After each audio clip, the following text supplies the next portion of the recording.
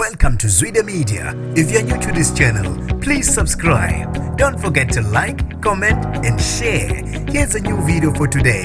Enjoy.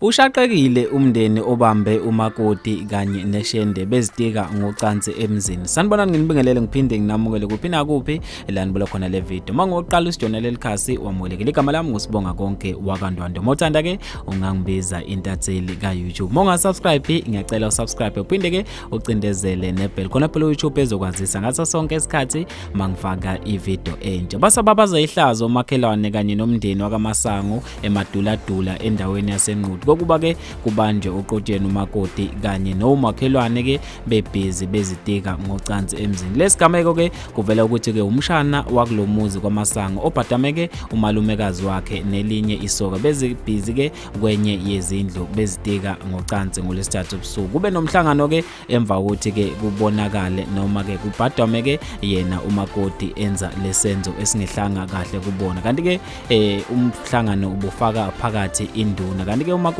ke ubesexoshwa kwathiwa ke akabuyele ekhaya uzobuya ke esebuya nenkomo ezimbili zokuhlawula. Kanti ke igama lakho kungixolile makhulu Masango ungapheli nonyaka ke umkhwenyana wakhe eshonile kuthiwa ke ubhadanywe ke umshana wasemzini evaleleke ishende lakhe endlini. Ubhuti ke omdala osewashona umakoti wakhe lo obebhizi ezitika neshende emzini. Kanti ke kube ukuthi umakoti akasoli neze ngesenzo asenzile emzini njoba ke emhlanganweni beqophisana nosisi omdala wasemzini bekushoda ke ukuthi kube khona ozogadla phakathi kwabo ngendlela ebebeqophisana ngayo ngamazwi.